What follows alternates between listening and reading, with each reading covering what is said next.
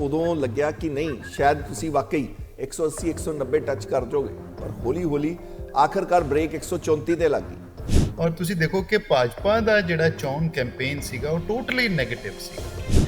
ਉਹਨਾਂ ਕੋਲ ਕੋਈ ਮੁੱਦੇ ਨਹੀਂ ਸੀਗੇ, ਉਹਨਾਂ ਕੋਲ ਦਿਖਾਉਣ ਲਈ ਕੋਈ ਕੰਮ ਨਹੀਂ ਸੀਗਾ, ਔਰ ਸਿਰਫ ਤੇ ਸਿਰਫ ਫਰਜ਼ੀ ਵੀਡੀਓ ਬਣਾ ਕੇ ਔਰ ਝੂਠੇ ਕੇਸ ਦਾਇਰ ਕਰਕੇ ਆਪਣੇ ਜਿਹੜੇ ਉਹਨਾਂ ਦੇ ਅਧੀਨ ਇਨਵੈਸਟੀਗੇਟਿੰਗ ਏਜੰਸੀਜ਼ ਹੈ, ਚਾਹੇ ਉਹ CBI ਹੈ, ਚਾਹੇ ED ਹੈ, ਚਾਹੇ ਕੋਈ ਵੀ ਹੈ, ਉਹਨਾਂ ਦਾ ਗਲਤ ਇਸਤੇਮਾਲ ਕਰਦੇ ਹੋਏ ਉਹਨਾਂ ਨੇ ਸਾਡੇ 2 ਮਿਨਿਸਟਰਸ ਤੇ ਝੂਠੇ ਇਲਜ਼ਾਮ ਲਗਾਏ।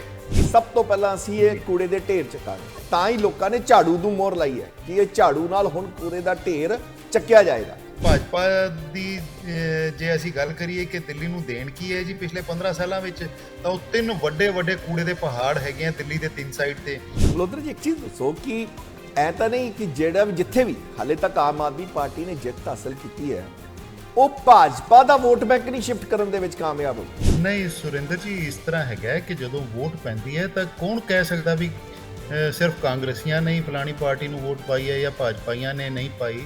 ਇਸ ਤਰ੍ਹਾਂ ਤਾਂ ਆਪਾਂ ਕਿਸੇ ਤਰੀਕੇ ਨਾਲ ਕਹਿ ਹੀ ਨਹੀਂ ਸਕਦੇ ਹੈਗੇ, ਕਿਉਂਕਿ ਆંકੜੇ ਦੱਸਦੇ ਨੇ ਜਿੱਥੇ ਜਿੱਥੇ ਕਾਂਗਰਸ ਆ ਰਹੀ ਹੈ ਉੱਥੇ ਉੱਥੇ ਆਮ ਆਦਮੀ ਪਾਰਟੀ ਜਿੱਤੀ ਹੈ। ਤੁਸੀਂ ਇੱਕ ਚੀਜ਼ ਸਮਝੋ, ਮਤਲਬ ਕਾਂਗਰਸ ਕੋਲ ਸੀਟ ਸੀ, ਜਿੱਥੇ ਜੇ ਹਾਰੀ ਹੈ ਉੱਥੇ ਭਾਜਪਾ ਨਹੀਂ ਜਿੱਤੀ।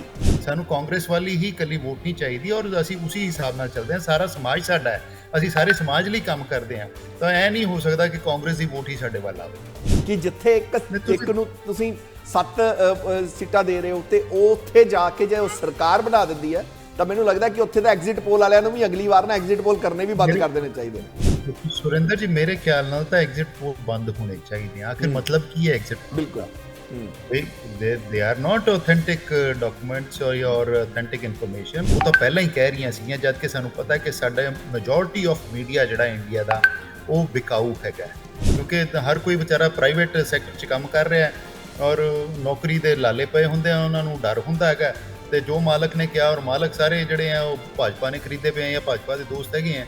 ਔਰ ਖਾਸ ਕਰ ਗੁਜਰਾਤ ਜਿਹੜਾ ਕਿ ਭਾਜਪਾ ਵਰਗੀ ਗੁੰਡਿਆਂ ਨਾਲ ਭਰੀ ਹੋਈ ਪਾਰਟੀ ਦਾ ਗੜ੍ਹ ਹੋਵੇ, ਭਾਜਪਾ ਨੇ ਉੱਥੇ ਆਮ ਲੋਕਾਂ ਲਈ ਕੱਖ ਵੀ ਨਹੀਂ ਕੀਤਾ। ਤੁਸੀਂ ਉੱਥੇ ਜਾ ਕੇ ਦੇਖੋ, ਯਾਨੀ ਕਿ ਪਿੰਡਾਂ 'ਚ ਤੁਸੀਂ ਵੜ ਜਾਓ, ਸਿਰਫ ਫਿਰਨੀਆਂ ਤੱਕ ਸੜਕ ਬਣੀ ਹੈ, ਉਸਦੇ ਅੰਦਰ ਪਿੰਡਾਂ ਦੀਆਂ ਗਲੀਆਂ ਨਾਲੀਆਂ ਨਹੀਂ ਬਣੀਆਂ ਹੈਗੀਆਂ।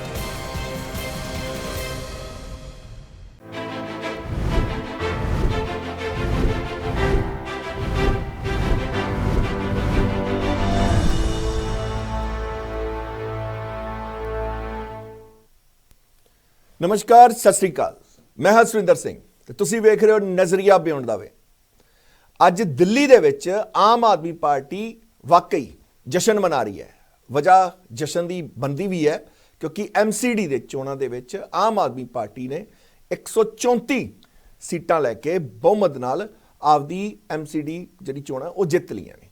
15 ਸਾਲ BJP ਦਾ MCD ਤੇ ਕਬਜ਼ਾ ਸੀ ਤੇ ਆਖਰਕਾਰ ਆਮ ਆਦਮੀ ਪਾਰਟੀ ਉੱਥੇ ਵੀ ਸੇਂਧਮਾਰੀ ਕਰਨ ਦੇ ਵਿੱਚ ਕਾਮਯਾਬ ਰਹੀ।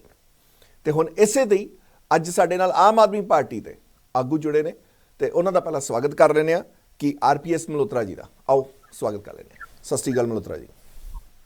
ਸਤਿ ਸ਼੍ਰੀ ਅਕਾਲ ਜੀ, ਸਾਰੇ ਦਰਸ਼ਕਾਂ ਨੂੰ ਪਿਆਰ ਭਰੀ ਸਤਿ ਸ਼੍ਰੀ ਅਕਾਲ। ਮਲਹੋਤਰਾ ਜੀ, ਖੁਸ਼ੀਆਂ ਵੀ, ਤੁਹਾਡਾ ਚਿਹਰਾ ਵੀ ਬੜਾ ਅੱਜ ਖਿਲਿਆ ਖਿਲਿਆ ਲੱਗ ਰਿਹਾ ਹੈ। ਕਿਵੇਂ ਦੇਖ ਰਹੇ ਹੋ ਅੱਜ ਵਾਲੀ ਜਿਹੜੀਆਂ ਜੋ ਫਤਵਾ ਦਿੱਲੀ ਦੀ ਜਨਤਾ ਨੇ ਤੁਹਾਨੂੰ ਦਿੱਤਾ? ਮੈਂ ਸਮਝਦਾ ਕਿ ਇਸ ਦੇਸ਼ ਦੇ ਔਰ ਖਾਸ ਕਰ ਪੰਜਾਬ ਦੇ ਜਿੰਨੇ ਵੀ ਆਮ ਆਦਮੀ ਪਾਰਟੀ ਨੂੰ ਪਿਆਰ ਕਰਨ ਵਾਲੇ ਲੋਕ ਨੇ, ਅੱਜ ਉਹਨਾਂ ਸਾਰਿਆਂ ਦਾ ਚਿਹਰੇ ਖਿਲੇ ਪਏ ਹੋਣੇ ਆ। ਔਰ ਖਾਸ ਕਰ ਜਿਹੜੇ ਲੋਕ ਇਮਾਨਦਾਰ ਰਾਜਨੀਤੀ ਚਾਹੁੰਦੇ ਹੈਗੇ ਆ ਦੇਸ਼ ਵਿੱਚ ਵੀ ਔਰ ਪੰਜਾਬ ਵਿੱਚ ਵੀ, ਇਹ ਉਹਨਾਂ ਨੂੰ ਇੱਕ ਬਹੁਤ ਵੱਡਾ ਹੁੰਗਾਰਾ ਮਿਲਿਆ ਹੈਗਾ ਤੇ ਸਾਰਿਆਂ ਦੇ ਲਈ ਖੁਸ਼ੀ ਦੀ ਗੱਲ ਹੈ ਜੀ।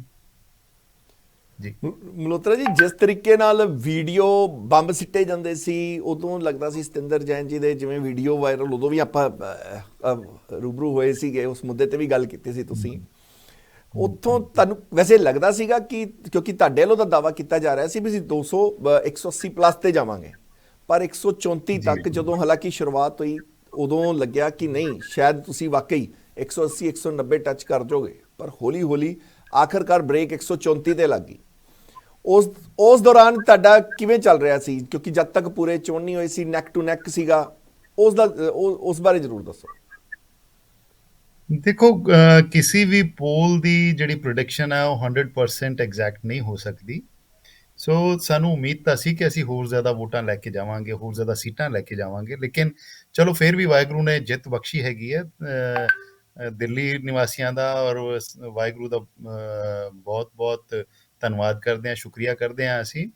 ਔਰ ਤੁਸੀਂ ਦੇਖੋ ਕਿ ਭਾਜਪਾ ਦਾ ਜਿਹੜਾ ਚੋਣ ਕੈਂਪੇਨ ਸੀਗਾ ਉਹ ਟੋਟਲੀ ਨੈਗੇਟਿਵ ਸੀਗਾ।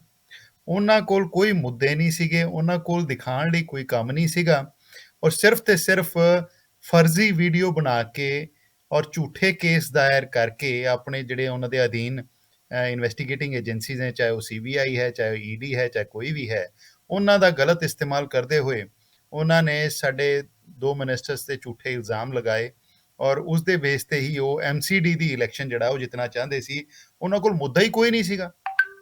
ਸੋ ਦਿੱਲੀ ਨਿਵਾਸੀਆਂ ਨੇ ਦੇਖ ਲਿਆ ਕਿ ਵੀ ਇਹ ਕੋਈ ਸਹੀ ਗੱਲ ਨਹੀਂ ਕਰ ਰਹੇ। ਜੋ MCD ਦੇ ਕੰਮ ਨੇ ਜਾਂ ਜਿਹੜੀ ਫੀਲਡਸ ਨੇ, ਜਿਵੇਂ ਕਿ MCD ਦੇ ਸਕੂਲਸ ਨੇ, ਹਸਪੀਟਲਸ ਨੇ, ਪਾਰਕਸ ਨੇ, ਸੜਕਾਂ ਨੇ, ਪਾਰਕਿੰਗ ਦੀ ਪ੍ਰੋਬਲਮ ਹੈ, ਔਰ ਸਭ ਤੋਂ ਵੱਡੀ ਗੱਲ ਕਿ ਜਿਹੜੇ ਉੱਥੇ ਕੂੜੇ ਦੀ ਸਮੱਸਿਆ ਹੈਗੀ ਹੈ ਦਿੱਲੀ ਵਿੱਚ, ਉਸ ਬਾਰੇ ਭਾਜਪਾ ਕੋਈ ਗੱਲ ਹੀ ਨਹੀਂ ਸੀ ਕਰਦੀ।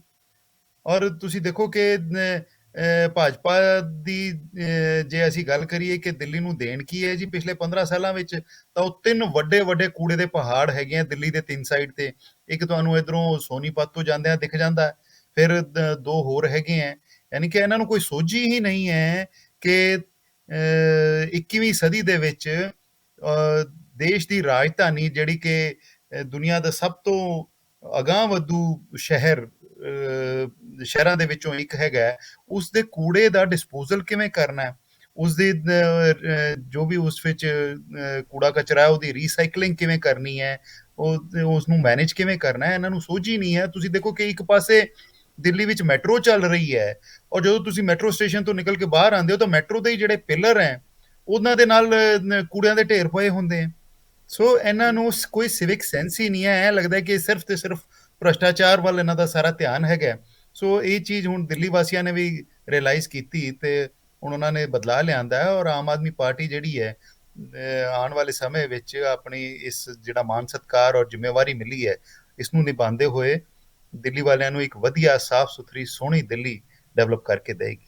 ਜੀ ਮਲਹੋਤਰਾ ਜੀ, ਬਿਲਕੁਲ ਗੱਲ ਤੁਹਾਡੀ ਵਾਜਬ ਹੈ। ਕੂੜੇ ਦੇ ਢੇਰ ਤੇ ਵਾਕਈ ਕੇਜਰੀਵਾਲ, ਮਨੀਸ਼ ਸਿਸੋਦੀਆ, ਉਹ ਕੂੜੇ ਦੇ ਢੇਰ ਤੇ ਜਾ ਕੇ ਹੀ ਉਹਨਾਂ ਨੇ ਇਸ MCD ਚੋਣਾਂ ਦਾ ਆਗਾਜ਼ ਵੀ ਕੀਤਾ ਸੀਗਾ ਕੰਪੇਨਿੰਗ ਦੀ। ਤੇ ਮੁੱਦਾ ਵੀ ਸਭ ਤੋਂ ਵੱਡਾ ਇਹ ਸੀ ਕਿ ਸਭ ਤੋਂ ਪਹਿਲਾਂ ਅਸੀਂ ਇਹ ਕੂੜੇ ਦੇ ਢੇਰ ਚੱਕਾਂਗੇ, ਤਾਂ ਹੀ ਲੋਕਾਂ ਨੇ ਝਾੜੂ ਨੂੰ ਮੋਹਰ ਲਾਈ ਹੈ ਕਿ ਇਹ ਝਾੜੂ ਨਾਲ ਹੁਣ ਕੂੜੇ ਦਾ ਢੇਰ ਚੱਕਿਆ ਜਾਏਗਾ। ਪਰ ਤੁਹਾਨੂੰ ਲੱਗਦਾ ਕਿ 5 ਸਾਲ ਦੇ ਅੰਦਰ ਅੰਦਰ ਜੋ ਉਮੀਦਾਂ ਤੁਸੀਂ ਹੁਣ ਜਗਾ ਦਿੱਤੀਆਂ ਲੋਕਾਂ ਦੇ ਅੰਦਰ, ਕਿਉਂਕਿ ਉਹ ਕੂੜੇ ਦਾ ਢੇਰ ਉਹ ਉਸੇ ਤਰੀਕੇ ਨਾਲ ਉਹਨੇ ਗਵਾਹੀ ਦਿੰਦੇ ਰਹਿਣਾ 5 ਸਾਲ ਵੀ, ਕਿਤੇ ਐਵੇਂ ਗਵਾਹ ਬਣ ਕੇ ਨਾ ਖੜਾ ਹੋਵੇ ਕਿ ਆਹ ਦੇਖ ਲਓ ਤੁਸੀਂ ਮੈਨੂੰ ਚੁਕਾਣਾ ਸੀ ਪਰ ਮੈਂ ਉਵੇਂ ਦਾ ਉਵੇਂ ਤਨ ਕੇ ਖੜਾ। ਕੀ ਤੁਹਾਨੂੰ ਲੱਗਦਾ ਕਿ 5 ਸਾਲਾਂ ਦੇ ਵਿੱਚ ਉਹ ਕੂੜੇ ਦੇ ਢੇਰ ਬਲੂਪ੍ਰਿੰਟ ਤਿਆਰ ਨੇ, ਕਿਉਂਕਿ ਉਸ ਤਰੀਕੇ ਨਾਲ ਹੋ ਜਾਏਗਾ ਸਾਰਾ ਕੁਝ? ਬਿਲਕੁਲ ਬਿਲਕੁਲ। ਦੇਖੋ, ਜੇ ਲੀਡਰ ਸੱਚਾ ਸੁੱਚਾ ਇਮਾਨਦਾਰ ਹੋਵੇ, ਨੀਅਤ ਸਾਫ਼ ਹੋਵੇ, ਔਰ ਥੋੜਾ ਪੜ੍ਹਿਆ ਲਿਖਿਆ ਹੋਵੇ, ਜਿਵੇਂ ਕੇਜਰੀਵਾਲ ਸਾਹਿਬ ਹੈਗੇ ਹੈ, ਹੀ is an engineer from IIT, ਤਾਂ ਇਹ ਚੀਜ਼ਾਂ ਕੋਈ ਵੱਡੀ ਕੋਈ ਰਾਕਟ ਸਾਇੰਸ ਨਹੀਂ ਚਾਹੀਦੀ ਕੂੜੇ ਨੂੰ ਮੈਨੇਜ ਕਰਨ ਲਈ। ਸਾਰੀ ਦੁਨੀਆ ਕਰਦੀ ਹੈਗੀ ਹੈ। ਤੁਸੀਂ ਦੁਨੀਆ ਦੇ ਜਿੰਨੇ ਵੀ ਵੱਡੇ ਦੇਸ਼ ਹੈਗੇ ਹੈ, ਉਹਨਾਂ ਦੇ ਜਿੰਨੇ ਵੀ ਵੱਡੇ ਸ਼ਹਿਰ ਹੈਗੇ ਆ, ਉਹਨਾਂ ਜਾ ਕੇ ਦੇਖੋ, ਉੱਥੇ ਕੂੜੇ ਦਾ ਨਿਸ਼ਾਨ ਹੀ ਨਜ਼ਰ ਨਹੀਂ ਆਉਂਦਾ। ਜਿਸ ਤਰ੍ਹਾਂ ਕੂੜਾ ਜਨਰੇਟ ਹੁੰਦਾ, ਨਾਲ ਦੇ ਨਾਲ ਉਹਦੀ ਜਿਹੜੀ ਮੈਨੇਜਮੈਂਟ ਹੁੰਦੀ ਹੈ, ਜਿਹੜੇ ਰੀਸਾਈਕਲੇਬਲ ਹੈਗਾ ਉਹਨੂੰ ਰੀਸਾਈਕਲ ਕੀਤਾ ਜਾਂਦਾ, ਜਿਹੜਾ ਜਿਹਦੀ ਖਾਦ ਬਣਦੀ ਹੈ ਉਹਦੀ ਖਾਦ ਬਣਾਈ ਜਾਂਦੀ ਹੈ, ਜਿਹਨੂੰ ਸਾੜ ਕੇ ਬਿਜਲੀ ਪੈਦਾ ਕੀਤੀ ਜਾਂਦੀ ਹੈ ਉਸ ਤੋਂ ਕਾਫੀ ਜਿਹੜਾ ਉਹਦਾ ਕੰਪੋਨੈਂਟ ਹੈਗਾ। ਸੋ ਇੱਕ ਤਾਂ ਪੜ੍ਹਿਆ ਲਿਖਿਆ ਹੋਵੇ ਲੀਡਰ, ਦੂਸਰਾ ਉਹਦੀ ਨੀਅਤ ਸਾਫ਼ ਹੋਵੇ, ਇਮਾਨਦਾਰ ਹੋਵੇ, ਦੇਸ਼ ਦੇ ਲਈ ਕੁਝ ਕਰਨਾ ਚਾਹੁੰਦਾ ਹੋਵੇ, ਕੁਝ ਵੀ ਮੁਸ਼ਕਿਲ ਨਹੀਂ ਹੈ। ਔਰ ਮੈਂ ਦਾਅਵਾ ਕਰਦਾ ਕਿ ਸਾਡੀ ਸਰਕਾਰ ਜਿਹੜੀ ਹੈ ਹਰੇਕ ਫਰੰਟ ਤੇ, ਚਾਹੇ ਉਹ ਕੂੜੇ ਦਾ ਫਰੰਟ ਹੈ, ਚਾਹੇ ਸੜਕਾਂ ਦਾ ਹੈ, ਪਾਰਕਾਂ ਦਾ ਹੈ, ਜਾਂ MCD ਦੇ ਸਕੂਲਾਂ ਦਾ ਜਾਂ ਹਸਪਤਾਲਾਂ ਦਾ ਹੈਗਾ, ਜਾਂ ਪਾਰਕਿੰਗ ਦੀ ਜਿਹੜੀ ਸਮੱਸਿਆ ਹੈ, ਅਸੀਂ ਸਾਰੇ ਫਰੰਟਸ ਤੇ ਕੰਮ ਕਰਾਂਗੇ ਔਰ ਇੱਕ ਬਹੁਤ ਇੰਪਰੂਵਡ ਸਾਫ਼ ਸੁਥਰੀ ਤੇ ਸੋਹਣੀ ਦਿੱਲੀ ਜਿਹੜੀ ਹੈ ਉਹ ਬਣਾ ਕੇ ਅਸੀਂ ਪੇਸ਼ ਕਰਾਂਗੇ। ਜੀ ਬਿਲਕੁਲ। ਮਲਹੋਤਰਾ ਜੀ, ਇੱਕ ਚੀਜ਼ ਦੱਸੋ ਕਿ ਐ ਤਾਂ ਨਹੀਂ ਕਿ ਜਿਹੜਾ ਵੀ ਜਿੱਥੇ ਵੀ ਹਾਲੇ ਤੱਕ ਆਮ ਆਦਮੀ ਪਾਰਟੀ ਨੇ ਜਿੱਤ ਹਾਸਲ ਕੀਤੀ ਹੈ, ਉਹ ਭਾਜਪਾ ਦਾ ਵੋਟ ਬੈਂਕ ਨਹੀਂ ਸ਼ਿਫਟ ਕਰਨ ਦੇ ਵਿੱਚ ਕਾਮਯਾਬ ਹੋਈ, ਪਰ ਤੀਜੀ ਧਿਰ, ਮਤਲਬ ਪਹਿਲਾਂ ਤੀਜੀ ਧਿਰ ਉਹਨੂੰ ਮੰਨਿਆ ਗਿਆ, ਤੇ ਕਾਂਗਰਸ ਦਾ ਜਿਹੜਾ ਵੋਟ ਬੈਂਕ ਸੀ ਉਹ ਸਾਰਾ ਆਮ ਆਦਮੀ ਪਾਰਟੀ ਵਾਲੇ ਪਾਸੇ ਸ਼ਿਫਟ ਹੁੰਦਾ ਦਿਖਿਆ। ਇਹਦੇ ਵਿੱਚ ਵੀ ਇਸੇ ਤਰੀਕੇ ਨਾਲ ਹੋਇਆ। 134 ਸੀਟਾਂ ਆਮ ਆਦਮੀ ਪਾਰਟੀ ਲੈਂਦੀ ਹੈ ਤੇ 104 ਸੀਟਾਂ ਭਾਜਪਾ ਲੈਂਦੀ ਹੈ ਤੇ 9 ਸੀਟਾਂ ਦੇ ਸਿਮਟ ਕੇ ਰਹਿ ਜਾਂਦੀ ਹੈ ਕਾਂਗਰਸ। ਹੁਣ ਜਿਹੜਾ ਕਾਂਗਰਸ ਦੀ ਜਿਹੜੀ ਵੋਟ ਬੈਂਕ ਹੈ ਉਹ ਸਾਰੀ ਆਮ ਆਦਮੀ ਪਾਰਟੀ ਵਾਲੇ ਪਾਸੇ ਸਵਿਚ ਹੋ ਰਹੀ ਹੈ। ਕਿ ਵਾਕਈ ਕਾਂਗਰਸ ਦਾ ਜਿਹੜਾ ਵਰਕਰ ਹੈ, ਕਾਂਗਰਸ ਦਾ ਜਿਹੜਾ ਕੈਡਰ ਹੈ, ਕਿ ਆਮ ਆਦਮੀ ਪਾਰਟੀ ਦਾ ਵੀ ਟਾਰਗੇਟ ਹੋ ਰਹਿ ਗਿਆ ਕਿ ਕੁਝ ਕੈਡਰ ਸਾਡਾ ਤੇ ਬਹੁਤ ਸਾਰੀ ਜਿਹੜੀ ਕਾਂਗਰਸ ਦੀ ਵੋਟ ਹੈ ਉਹ ਸਾਡੇ ਨਹੀਂ ਅਗਰ ਸ਼ਿਫਟ ਹੋ ਜਾਏਗੀ। ਕਿਉਂਕਿ ਇਹ ਅਕਸਰ ਆਪਾਂ ਦੇਖਦੇ ਹਾਂ ਵੀ ਸਿਆਸਤਦਾਨ ਨੂੰ ਜਿੱਤ ਵਾਸਤੇ, ਇਹ ਸ਼ਾਇਦ ਭਾਰਤ ਦਾ ਦੁਖਾਂਤ ਲਾ ਲਓ ਜਾਂ ਪਤਾ ਨਹੀਂ ਡੈਮੋਕ੍ਰੇਸੀ 'ਚ ਕਿਸ ਤਰੀਕੇ ਦੇ ਆਪਣੇ ਨੋਰਮਸ ਨੇ ਕਿ 35 ਤੋਂ 40% ਜਿਹਦੇ ਕੋਲ ਵੋਟ ਹੈਗੀ ਹੈ ਨਾ ਉਹ ਰਾਜ ਕਰਦਾ, ਯਾਨੀ ਕਿ ਉਹਦੇ ਅਗੇਂਸਟ 60% ਵੋਟ ਪੈਂਦੀ ਹੈ ਪਰ ਰਾਜ ਉਹ ਫਿਰ ਵੀ ਕਰ ਰਿਹਾ ਹੁੰਦਾ। ਤਾਂ ਕਿਤੇ ਇਸ ਤਰੀਕੇ ਨਾਲ ਤਾਂ ਨਹੀਂ ਕਿ ਹਾਂ ਸਿਰਫ ਕਾਂਗਰਸ ਦੇ ਉਸ ਵੋਟ ਬੈਂਕ ਨੂੰ ਟਾਰਗੇਟ ਕੀਤਾ ਜਾਂਦਾ ਹੈ ਤੇ ਉਹ ਵਾਕਈ ਦਿੱਲੀ ਤੇ ਪੰਜਾਬ ਦੇ ਵਿੱਚ ਤਾਂ ਕਾਮਯਾਬ ਹੋ ਗਏ। ਕੀ ਤੁਹਾਨੂੰ ਲੱਗਦਾ ਹਿਮਾਚਲ ਤੇ ਗੁਜਰਾਤ ਦੇ ਵਿੱਚ ਵੀ ਅੱਜ ਵਾਲਾ ਜਿਹੜਾ ਅਸੀਂ ਨਤੀਜਾ ਦੇਖਿਆ ਵੀ ਕੱਲ ਤੁਹਾਨੂੰ ਲੱਗਦਾ ਵੀ ਕੱਲ ਉਹੀ ਨਤੀਜੇ ਅਸੀਂ ਦੇਖਣ ਨੂੰ ਮਿਲ ਜਾਣਗੇ? ਨਹੀਂ ਸੁਰਿੰਦਰ ਜੀ, ਇਸ ਤਰ੍ਹਾਂ ਹੈਗਾ ਕਿ ਜਦੋਂ ਵੋਟ ਪੈਂਦੀ ਹੈ ਤਾਂ ਕੌਣ ਕਹਿ ਸਕਦਾ ਵੀ ਸਿਰਫ ਕਾਂਗਰਸੀਆਂ ਨੇ ਹੀ ਫਲਾਣੀ ਪਾਰਟੀ ਨੂੰ ਵੋਟ ਪਾਈ ਹੈ ਜਾਂ ਭਾਜਪਾਈਆਂ ਨੇ ਨਹੀਂ ਪਾਈ। ਇਸ ਤਰ੍ਹਾਂ ਤਾਂ ਆਪਾਂ ਕਿਸੇ ਤਰੀਕੇ ਨਾਲ ਕਹਿ ਹੀ ਨਹੀਂ ਸਕਦੇ ਹੈਗੇ। So it's a mixed bag ਔਰ ਹਰ ਇੱਕ ਇਨਸਾਨ ਜਿਹੜਾ ਹੈ ਉਹ ਸੁਤੰਤਰ ਹੈਗਾ ਅੰਦਰ ਜਾ ਕੇ ਜਿਸ ਮਰਜ਼ੀ ਨੂੰ ਵੋਟ ਪਾਵੇ। ਤੇ ਇਹ ਕਹਿਣਾ ਕਿ ਸਿਰਫ ਕਾਂਗਰਸ ਦਾ ਜਿਹੜਾ ਵੋਟ ਬੈਂਕ ਹੈ ਉਹ ਆਮ ਆਦਮੀ ਪਾਰਟੀ ਵੱਲ ਆ ਰਿਹਾ, ਮੇਰੇ ਖਿਆਲ ਨਾਲ ਠੀਕ ਨਹੀਂ ਹੋਏਗਾ। ਇਹ ਤਾਂ ਇੱਕ ਮਿਕਸਡ ਬੈਗ ਹੈਗਾ, ਉਸ ਚੋਂ ਮਿਕਸਡ ਜਿਹੜਾ ਰਿਸਪੌਂਸ ਹੈਗਾ ਲੋਕਾਂ ਦਾ ਉਹ ਆਉਂਦਾ ਹੈਗਾ। ਤੇ ਅਸੀਂ ਸਿਰਫ ਕਾਂਗਰਸ ਦਾ ਵੋਟ ਬੈਂਕ ਨਹੀਂ ਖਿੱਚ ਰਹੇ, ਅਸੀਂ ਤਾਂ ਸਾਰੇ ਦੇਸ਼ ਦਾ ਵੋਟ ਬੈਂਕ। ਕਿਉਂਕਿ ਆંકੜੇ ਦੱਸਦੇ ਨੇ ਜਿੱਥੇ ਜਿੱਥੇ ਕਾਂਗਰਸ ਆ ਰਹੀ ਹੈ ਉੱਥੇ ਉੱਥੇ ਆਮ ਆਦਮੀ ਪਾਰਟੀ ਜਿੱਤੀ ਹੈ। ਤੁਸੀਂ ਇੱਕ ਚੀਜ਼ ਸਮਝੋ, ਮਤਲਬ ਕਾਂਗਰਸ ਕੋਲ ਸੀਟ ਸੀ, ਜਿੱਥੇ ਜੇ ਹਾਰੀ ਹੈ ਉੱਥੇ ਭਾਜਪਾ ਨਹੀਂ ਜਿੱਤੀ, ਉੱਥੇ ਆਮ ਆਦਮੀ ਪਾਰਟੀ ਨੇ ਕਬਜ਼ਾ ਕੀਤਾ। ਉਹਦਾ ਮਤਲਬ ਇਹ ਹੈ ਕਿ ਵੋਟਰ ਹੈ ਜਿਹੜਾ ਕਹਿੰਦਾ ਕਾਂਗਰਸ ਤੋਂ ਮੈਂ ਨਾਰਾਜ਼ ਹਾਂ, ਮੈਂ ਕਾਂਗਰਸ ਵਾਲੇ ਪਾਸੇ ਜਾਣਾ ਨਹੀਂ, ਭਾਜਪਾ ਨੂੰ ਮੈਂ ਪਾਣੀ ਨਹੀਂ। ਤਾਂ ਫਿਰ ਉਹਨੂੰ ਲੱਗਦਾ ਕਿ ਹਾਂ ਇੱਕ ਵਾਰ ਆ ਝਾੜੂ ਤੇ ਮੋਹਰ ਲਾ ਕੇ ਦੇਖਦੇ ਆ। ਕਿਉਂਕਿ ਇਹਨਾਂ ਨੇ ਹੁਣ ਜਿਹੜਾ ਉਹ ਟਿਲਾ, ਜਿਹੜਾ ਗੰਦਗੀ ਦਾ ਟਿਲਾ ਵਾਕਈ ਇਸ ਟਾਈਮ ਦਿੱਲੀ ਦਾ ਇੱਕ, ਪਹਿਲਾਂ ਤਾਂ ਦਿੱਲੀ ਕੁਤਬ ਮੀਨਾਰ ਵਾਸਤੇ ਤੇ ਬਾਕੀ ਚੀਜ਼ਾਂ ਵਾਸਤੇ ਮਸ਼ਹੂਰ ਸੀ ਨਾ, ਤੇ ਹੁਣ ਵਾਕਈ ਦਿੱਲੀ ਉਹ ਜਦੋਂ ਵੀ ਅਸੀਂ ਵੀ ਜਾਂਦੇ ਹਾਂ ਜੇ ਸੋਨੀਪਤ ਵਾਲੇ ਪਾਸੋਂ ਤਾਂ ਉੱਥੋਂ ਸਮਝ ਲੱਗ ਜਾਂਦੀ ਹੈ ਜਦੋਂ ਪਹਾੜ ਦੇਖ ਲੈਂਦੇ ਆ ਕੂੜੇ ਦਾ ਕਿ ਹਾਂ ਦਿੱਲੀ ਲੱਗਦਾ ਸ਼ੁਰੂ ਹੋ ਗਈ। ਤਾਂ ਲੋਕਾਂ ਨੇ ਇਸ ਲਈ ਅੱਜ ਕੀ ਝਾੜੂ ਤੇ ਵੋਟ ਪਾ ਦਿੱਤੀ ਹੈ। ਨਹੀਂ ਦੇਖੋ ਹੁਣ ਜਿਸ ਤਰ੍ਹਾਂ ਪੰਜਾਬ ਦਾ ਕੇਸ ਹੈਗਾ, ਪੰਜਾਬ ਵਿੱਚ ਕਾਂਗਰਸ ਹਾਰੀ ਹੈ ਪਰ ਤੁਸੀਂ ਦੇਖੋ ਕਿ ਭਾਜਪਾ ਨੂੰ ਕਿੰਨੀ ਵੋਟ ਪਈ ਹੈ, 6.6% ਪਈ ਹੈ। ਉਹਨਾਂ ਦਾ ਤਾਂ ਵੋਟ ਸ਼ੇਅਰ ਜਿਹੜਾ ਹੋਰ ਜ਼ਿਆਦਾ ਨੀਚੇ ਚਲਾ ਗਿਆ। ਭਾਜਪਾ ਤੇ ਇੱਥੇ ਪਹਿਲਾਂ ਭਾਜਪਾ ਇੱਥੇ ਉਸ ਤਰੀਕੇ ਨਾਲ ਵੀ ਨਹੀਂ ਐਗਜ਼ਿਸਟ ਕਰਦੀ ਸੀ। ਇੱਥੇ ਵੀ ਜਿਹੜਾ ਵੋਟ ਬੈਂਕ ਸ਼ਿਫਟ ਹੋਇਆ ਉਹ ਅਕਾਲੀਆਂ ਦਾ ਤੇ ਕਾਂਗਰਸ ਦਾ ਵੋਟ ਸਾਡੇ ਵਾਲੇ ਪਾਸੇ ਸਵਿਚ ਹੋਇਆ। ਭਾਜਪਾ ਹੁਣ ਮੈਂ ਉਹੀ ਕਹਿ ਰਿਹਾ, ਅਗਰ ਇਹ ਸਭ ਚੀਜ਼ਾਂ ਨੇ ਕਿ ਗੁਜਰਾਤ ਦੇ ਵਿੱਚ ਹੁਣ ਕੱਲ ਵਾਲੀਆਂ ਚੋਣਾਂ ਇਸ ਨੂੰ ਹੀ ਤਸਦੀਕ ਕਰਨਗੀਆਂ, ਹਿਮਾਚਲ ਤੇ ਗੁਜਰਾਤ, ਕਿਉਂਕਿ ਗੁਜਰਾਤ 'ਚ ਐਂਟੀ ਇਨਕੰਬੈਂਸੀ ਇੰਨੀ ਦੇਰ ਦੀ ਤੇ ਕਾਂਗਰਸ ਉੱਥੇ ਵਾਕਈ ਹਾਸ਼ੀਏ ਤੇ ਜਾ ਰਹੀ ਹੈ ਤੇ ਆਮ ਆਦਮੀ ਪਾਰਟੀ ਦੀ ਜਿਸ ਤਰੀਕੇ ਨਾਲ ਐਂਟਰੀ ਹੋਈ ਹੈ ਉੱਥੇ, ਕਿ ਵਾਕਈ ਤੁਹਾਨੂੰ ਲੱਗਦਾ ਕਿ ਕੱਲ ਵਾਲੀ ਜਿਹੜੇ ਚੋਣ ਦੇ ਨਤੀਜੇ ਨੇ ਸ਼ਾਇਦ ਕੱਲ ਵੀ ਆਪਾਂ ਫਿਰ ਇਸੇ ਗੱਲ ਤੇ ਚਰਚਾ ਕਰ ਰਹੇ ਹੋਵਾਂਗੇ ਵੀ ਤੁਹਾਨੂੰ ਮੈਂ ਵਧਾਈਆਂ ਦੇ ਰਿਹਾ ਹੂੰਗਾ। ਦੇਖੋ ਤੁਹਾਡੇ ਸਵਾਲ ਦਾ ਜਿਹੜਾ ਪਹਿਲਾ ਹਿੱਸਾ ਹੈਗਾ ਕਿ ਵੋਟ ਜਿਹੜੀ ਹੈ ਉਹ ਮਿਕਸਡ ਪੈਂਦੀ ਹੈ, ਈਵਨ ਚਾਹੇ ਗੁਜਰਾਤ ਹੈ ਚਾਹੇ ਕੋਈ ਵੀ ਹੈਗਾ। ਔਰ ਜੇ ਕਾਂਗਰਸ ਹਾਰ ਰਹੀ ਹੈ ਤਾਂ ਉਹ ਜਸਟ ਇੰਸੀਡੈਂਟਲ ਹੈ ਵੀ ਕਿਸੇ ਨਾ ਕਿਸੇ ਪਾਰਟੀ ਨੇ ਤਾਂ ਹਾਰਨਾ ਹੈ, ਕਿਸੇ ਨਾ ਕਿਸੇ ਪਾਰਟੀ ਨੇ ਤਾਂ ਨੀਚੇ ਜਾਣਾ ਹੈ। ਔਰ ਇਹ ਮੌਜੂਦਾ ਕੰਟੈਕਸਟ ਵਿੱਚ ਇਹ ਸਹੀ ਹੈਗਾ ਕਿ ਕਾਂਗਰਸ ਨੀਚੇ ਜਾ ਰਹੀ ਹੈਗੀ ਹੈ, ਪਰ ਇਸਦਾ ਇਹ ਮਤਲਬ ਨਹੀਂ ਹੈ ਕਿ ਸਾਨੂੰ ਸਿਰਫ ਕਾਂਗਰਸ ਦੀ ਵੋਟ ਆ ਰਹੀ ਹੈ, ਸਾਨੂੰ ਭਾਜਪਾ ਦੀ ਵੋਟ ਵੀ ਆ ਰਹੀ ਹੈ। ਸਾਨੂੰ ਸਾਰੇ ਦੇਸ਼ ਦੀ ਸਾਨੂੰ ਸਾਰੇ ਸਮਾਜ ਦੀ ਵੋਟ ਚਾਹੀਦੀ ਹੈ। ਸਾਨੂੰ ਕਾਂਗਰਸ ਵਾਲੀ ਹੀ ਇਕੱਲੀ ਵੋਟ ਨਹੀਂ ਚਾਹੀਦੀ ਔਰ ਅਸੀਂ ਉਸੇ ਹਿਸਾਬ ਨਾਲ ਚੱਲਦੇ ਹਾਂ। ਸਾਰਾ ਸਮਾਜ ਸਾਡਾ ਹੈ, ਅਸੀਂ ਸਾਰੇ ਸਮਾਜ ਲਈ ਕੰਮ ਕਰਦੇ ਹਾਂ। ਤਾਂ ਇਹ ਨਹੀਂ ਹੋ ਸਕਦਾ ਕਿ ਕਾਂਗਰਸ ਦੀ ਵੋਟ ਹੀ ਸਾਡੇ ਵੱਲ ਆਵੇ, ਸਾਡੇ ਵੱਲ ਸਾਰੇ ਸਮਾਜ ਦੀ ਵੋਟ ਆ ਰਹੀ ਹੈ। ਔਰ ਦੂਸਰੀ ਗੱਲ ਹੈ ਕਿ ਜਿਹੜਾ ਗੁਜਰਾਤ ਹੈਗਾ ਉਹਦੇ ਵਿੱਚ ਜਿਹੜੀਆਂ ਐਗਜ਼ਿਟ ਪੋਲਸ ਨੇ ਉਹ ਜੋ ਮਰਜ਼ੀ ਕਹਿਣ, ਐਗਜ਼ਿਟ ਪੋਲਸ ਜਿਹੜੀਆਂ ਉਹ ਆਥੈਂਟਿਕ ਇਨਫੋਰਮੇਸ਼ਨ ਨਹੀਂ ਹੁੰਦੀ, ਉਹ ਇੱਕ ਅੰਦਾਜ਼ਾ ਮਾਤਰ ਹੁੰਦਾ ਹੈਗਾ। ਵੀ ਆਰ ਵੈਰੀ ਕੌਨਫੀਡੈਂਟ, ਸਾਡੇ ਜਿਹੜੇ ਸਰਵੇਜ਼ ਰਹੇ ਹੈਗੇ ਹੈ, ਕੇਜਰੀਵਾਲ ਸਾਹਿਬ ਦੇ ਜਿਹੜੇ ਸਰਵੇਜ਼ ਰਹੇ ਹੈਗੇ ਆ ਉਹਨਾਂ ਦੇ ਮੁਤਾਬਕ ਅਸੀਂ ਉੱਥੇ ਸਰਕਾਰ ਬਣਾ ਰਹੇ ਹਾਂ। ਕੇਜਰੀਵਾਲ ਸਾਹਿਬ ਨੇ ਲਿਖ ਕੇ ਦਾਅਵਾ ਕੀਤਾ ਸੀਗਾ ਔਰ ਤੁਸੀਂ ਦੇਖੋਗੇ ਕਿ ਜੋ ਸਰਵੇਜ਼ ਨੇ ਪ੍ਰੈਡਿਕਟ ਕੀਤਾ ਸਾਡੀ ਪਰਫਾਰਮੈਂਸ ਉਹਨਾਂ ਤੋਂ ਕਿਤੇ ਜ਼ਿਆਦਾ ਅੱਛੀ ਹੋਵੇਗੀ। ਜੀ ਮਲਹੋਤਰਾ ਜੀ, ਦੇਖੋ ਸਰਵੇ 19-21 ਦਾ ਸਮਝ ਆ ਸਕਦਾ ਹੈ, ਤੁਹਾਨੂੰ ਵੀ ਪਤਾ ਹੈ ਵੀ ਸਰਵੇ ਤੁਹਾਨੂੰ 6 ਤੋਂ 7 ਸੀਟਾਂ ਦੇ ਰਿਹਾ, ਮਤਲਬ ਦਹਾਕੇ ਮਤਲਬ ਡਬਲ ਡਿਜਿਟਸ ਵੀ ਨਹੀਂ ਲੈ ਕੇ ਜਾ ਰਿਹਾ। ਤੇ ਸਰਕਾਰ ਬਣਾਉਣਾ ਤਾਂ ਜੇ ਅਗਰ ਇਸ ਤਰੀਕੇ ਨਾਲ ਵਾਕਿਆ ਹੋ ਜਾਂਦਾ ਤਾਂ ਮੈਨੂੰ ਲੱਗਦਾ ਕਿ ਲੋਕਾਂ ਦਾ ਸਿਰੇ ਤੋਂ ਹੀ ਐਗਜ਼ਿਟ ਪੋਲ ਤੇ ਤਾਂ ਜ਼ਰੂਰ ਵਿਸ਼ਵਾਸ ਉੱਠ ਜਾਏਗਾ ਕਿ ਜਿੱਥੇ ਨਹੀਂ ਇੱਕ ਤੁਸੀਂ ਨੂੰ ਤੁਸੀਂ 7 ਸੀਟਾਂ ਦੇ ਰਹੇ ਹੋ ਤੇ ਉਹ ਉੱਥੇ ਜਾ ਕੇ ਜੇ ਉਹ ਸਰਕਾਰ ਬਣਾ ਦਿੰਦੀ ਹੈ ਤਾਂ ਮੈਨੂੰ ਲੱਗਦਾ ਕਿ ਉੱਥੇ ਤਾਂ ਐਗਜ਼ਿਟ ਪੋਲ ਵਾਲਿਆਂ ਨੂੰ ਵੀ ਅਗਲੀ ਵਾਰ ਨਾ ਐਗਜ਼ਿਟ ਪੋਲ ਕਰਨੇ ਵੀ ਬੰਦ ਮੇਰੇ ਕਰ ਦੇਣੇ ਚਾਹੀਦੇ ਨੇ। ਸੁਰਿੰਦਰ ਜੀ, ਮੇਰੇ ਖਿਆਲ ਨਾਲ ਤਾਂ ਐਗਜ਼ਿਟ ਪੋਲ ਬੰਦ ਹੋਣੇ ਚਾਹੀਦੇ ਆ। ਆਖਿਰ ਹੂੰ, ਮਤਲਬ ਕੀ ਹੈ ਐਗਜ਼ਿਟ ਪੋਲ ਬਿਲकुल। ਦਾ? they they are not authentic documents or authentic information। ਔਰ ਮੈਂ ਸਮਝਦਾ ਤੇ ਇਹ ਤਾਂ ਜਿਹੜੀ ਵੀ ਥਾਂ ਤੇ ਈਵੀਐਮ ਦੀ ਰਿਗਿੰਗ ਕਰਨੀ ਹੁੰਦੀ ਹੈ ਜਾਂ ਹੋਣੀ ਹੋਏ, ਉੱਥੇ ਇੱਕ ਪਹਿਲਾਂ ਤੋਂ ਹੀ ਨੈਰੇਟਿਵ ਸੈੱਟ ਕਰਕੇ ਉਸ ਨੂੰ ਈਜ਼ੀ ਬਣਾ ਦਿੱਤਾ ਜਾਂਦਾ ਹੈ ਕਿ ਬਈ ਲੋਕ ਕਹਿਣ ਕਿ ਵੀ ਇਹ ਜਿਹੜੀਆਂ ਐਗਜ਼ਿਟ ਪੋਲ ਸੀਗੀਆਂ ਉਹ ਤਾਂ ਪਹਿਲਾਂ ਹੀ ਕਹਿ ਰਹੀਆਂ ਸੀਗੀਆਂ, ਜਦ ਕਿ ਸਾਨੂੰ ਪਤਾ ਕਿ ਸਾਡਾ ਮੈਜੋਰਿਟੀ ਆਫ ਮੀਡੀਆ ਜਿਹੜਾ ਇੰਡੀਆ ਦਾ ਉਹ ਵਿਕਾਊ ਹੈਗਾ। ਔਰ ਜਿਹੜੀ ਮੌਜੂਦਾ ਸਰਕਾਰ ਹੈ ਜਾਂ ਮੌਜੂਦਾ ਸਲਤਨਤ ਹੈ ਉਸ ਦੇ ਖਿਲਾਫ ਬੋਲਣ ਦੀ ਉਹਨਾਂ ਵਿੱਚ ਹਿੰਮਤ ਨਹੀਂ ਹੈ। ਸੋ ਇੱਕ ਮੇਰੇ ਖਿਆਲ ਨਾਲ ਇਹ ਐਗਜ਼ਿਟ ਪੋਲਸ ਜਿਹੜੀਆਂ ਇਹ ਕਿਧਰੇ ਨਾ ਕਿਧਰੇ ਸਮਾਜ ਨੂੰ ਬਹੁਤ ਵੱਡਾ ਨੁਕਸਾਨ ਵੀ ਪਹੁੰਚਾ ਸਕਦੀਆਂ ਨੇ ਜੇ ਉਹ ਗਲਤ ਲੋਕਾਂ ਦੇ ਹੱਥੇ ਚੜ ਜਾਣ। ਔਰ ਹਿੰਦੁਸਤਾਨ 'ਚ ਇਹ ਹੋਣਾ ਬਹੁਤ ਆਸਾਨ ਹੈਗਾ ਕਿਉਂਕਿ ਹਰ ਕੋਈ ਵਿਚਾਰਾ ਪ੍ਰਾਈਵੇਟ ਸੈਕਟਰ 'ਚ ਕੰਮ ਕਰ ਰਿਹਾ ਔਰ ਨੌਕਰੀ ਦੇ ਲਾਲੇ ਪਏ ਹੁੰਦੇ ਆ, ਉਹਨਾਂ ਨੂੰ ਡਰ ਹੁੰਦਾ ਹੈਗਾ ਤੇ ਜੋ ਮਾਲਕ ਨੇ ਕਿਹਾ, ਔਰ ਮਾਲਕ ਸਾਰੇ ਜਿਹੜੇ ਆ ਉਹ ਭਾਜਪਾ ਨੇ ਖਰੀਦੇ ਪਏ ਆ ਜਾਂ ਭਾਜਪਾ ਦੇ ਦੋਸਤ ਹੈਗੇ ਆ। ਸੋ ਮੈਂ ਸਮਝਦਾ ਕਿ ਬਈ ਐਗਜ਼ਿਟ ਪੋਲਸ ਜਿਹੜੀਆਂ ਉਹ ਨਹੀਂ ਹੋਣੀਆਂ ਚਾਹੀਦੀਆਂ, ਮੇਰਾ ਨਿੱਜੀ ਵਿਚਾਰ ਹੈਗਾ। ਔਰ ਤੁਸੀਂ ਦੇਖਿਆ ਕਿ ਪਿਛਲੀ ਵਾਰੀ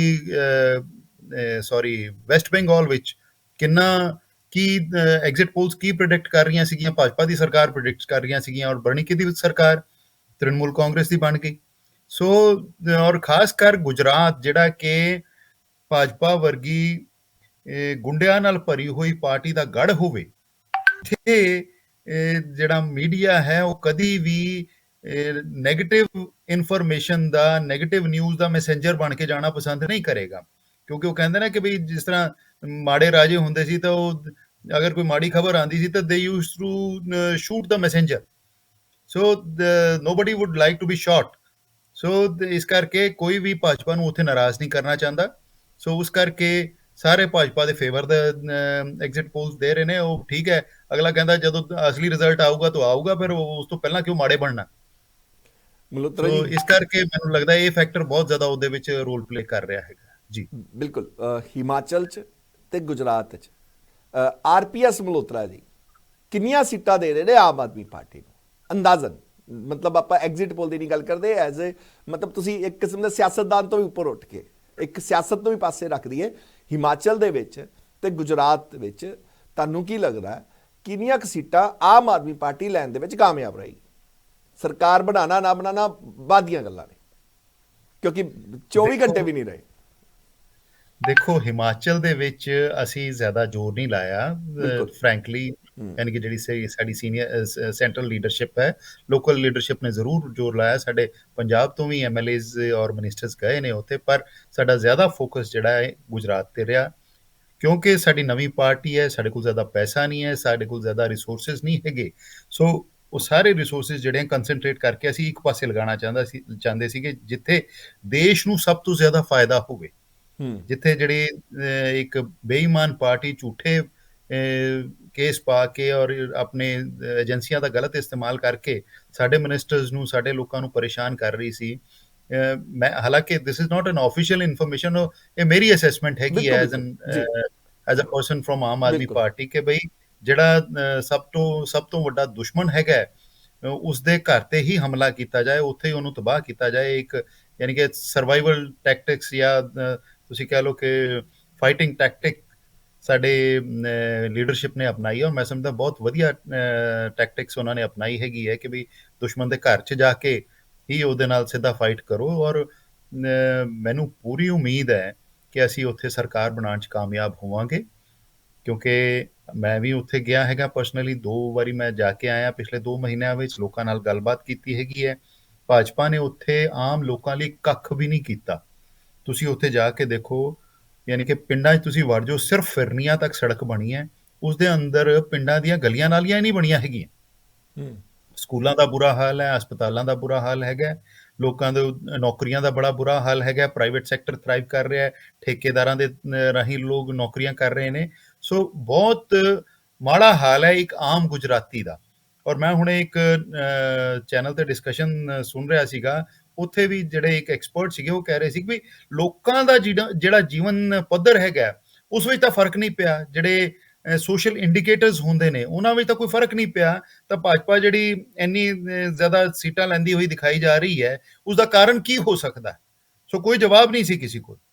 ਸੋ ਇਹ ਜਿਹੜੀਆਂ ਐਗਜ਼ਿਟ ਪੋਲਸ ਨੇ, ਮੇਰੇ ਖਿਆਲ ਨਾਲ ਕੱਲ ਇੱਕ ਐਸਿਡ ਟੈਸਟ ਹੋਏਗਾ ਕਿ ਕਿੰਨੀਆਂ ਕੋ ਸਹੀ ਆਉਂਦੀਆਂ ਨੇ, ਔਰ ਖਾਸ ਕਰ ਆਮ ਆਦਮੀ ਪਾਰਟੀ ਦੇ ਕੰਟੈਕਸਟ ਵਿੱਚ ਜਿਹੜਾ ਹੈ ਉਹਨਾਂ ਦਾ ਜਿਹੜਾ 10 ਤੋਂ ਲੈ ਕੇ 21 ਤੱਕ ਉਹ ਪ੍ਰੈਡਿਕਟ ਕਰ ਰਹੇ ਹਨ।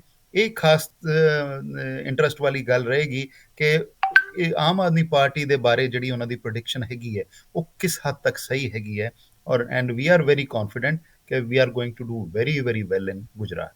ਜੀ ਮਲਹੋਤਰਾ ਜੀ, ਤੁਸੀਂ ਜ਼ਿਕਰ ਕੀਤਾ ਪੈਸੇ ਦਾ, ਤੁਸੀਂ ਜ਼ਿਕਰ ਕੀਤਾ ਵੀ ਉਹ ਫੰਡਸ, ਤੇ ਆਪਾਂ ਨੂੰ ਵੀ ਪਤਾ ਹੈ ਕਿ ਭਾਜਪਾ ਇਸ ਟਾਈਮ ਅਗਰ ਆંકੜੇ ਦੇ ਹਿਸਾਬ ਨਾਲ ਭਾਜਪਾ ਸਭ ਤੋਂ ਅਮੀਰ ਪਾਰਟੀ ਮੰਨੀ ਵੀ ਜਾਂਦੀ ਹੈ, ਤੇ ਹੈ ਵੀ, ਕਿਉਂਕਿ ਚੱਲ ਰਿਹਾ। ਤੇ ਜਿਸ ਤਰੀਕੇ ਨਾਲ ਐਮਸੀਡੀ ਦੇ 134, ਤੁਹਾਨੂੰ ਲੱਗਦਾ ਕਿ 134 ਸੀਟਾਂ ਵੀ ਇਹ 5 ਸਾਲ ਤੱਕ ਕੋਈ ਉਸ ਤਰੀਕੇ ਦੀ ਹੌਰਸ ਟ੍ਰੇਡਿੰਗ ਤੋਂ ਕੀ ਬਚਿਆ ਜਾਏਗਾ? ਕਿਉਂਕਿ ਹਾਲੇ ਤੱਕ ਬੜੀਆਂ ਇਹੋ ਜਿਹੀਆਂ ਚੀਜ਼ਾਂ ਹੋਈਆਂ ਨੇ, ਚੰਡੀਗੜ੍ਹ ਦੀ ਵੀ ਉਦਾਹਰਨ ਤੁਹਾਡੇ ਸਾਹਮਣੇ ਸੀ, ਕਿਤੇ ਉਸ ਤੋਂ ਕਿਤੇ ਉਹਦੀ ਰੈਪਲੀਕਾ ਤਾਂ ਨਹੀਂ ਦੇਖਣ ਨੂੰ ਮਿਲ ਜਾਏਗੀ ਦਿੱਲੀ ਦੇ ਵਿੱਚ ਕਿਤੇ। ਇਹਨੂੰ ਕਿਸ ਤਰੀਕੇ ਨਾਲ ਤੁਸੀਂ ਨਜਿੱਠੋਗੇ, ਕਿਉਂਕਿ ਤਾਕਤਾਂ ਲੱਗਣਗੀਆਂ ਜੀ? ਸਭ ਤੋਂ ਪਹਿਲਾਂ ਤਾਂ ਮੈਂ ਤੁਹਾਨੂੰ ਮੁਬਾਰਕਬਾਦ ਦਿੰਦਾ ਕਿ ਜਿਹੜੀ ਸਪਸ਼ਟ ਚੀਜ਼ ਹੈਗੀ ਹੈ ਸਾਡੇ ਦੇਸ਼ ਵਿੱਚ, ਜੋ ਕੁਝ ਹੋ ਰਿਹਾ ਤੁਸੀਂ ਉਸ ਨੂੰ ਐਕਸੈਪਟ ਕਰਦੇ ਹੋਏ ਉਸ 'ਤੇ ਗੱਲ ਲਿਆਂਦੀ ਹੈਗੀ ਹੈ ਕਿ ਨੋ ਡਾਊਟ ਭਾਜਪਾ ਜਿਹੜੀ ਹੈ ਬਹੁਤ ਹੀ ਅਵਲ ਦਰਜੇ ਦੀ ਬੇਈਮਾਨ ਪਾਰਟੀ ਹੈਗੀ ਹੈ।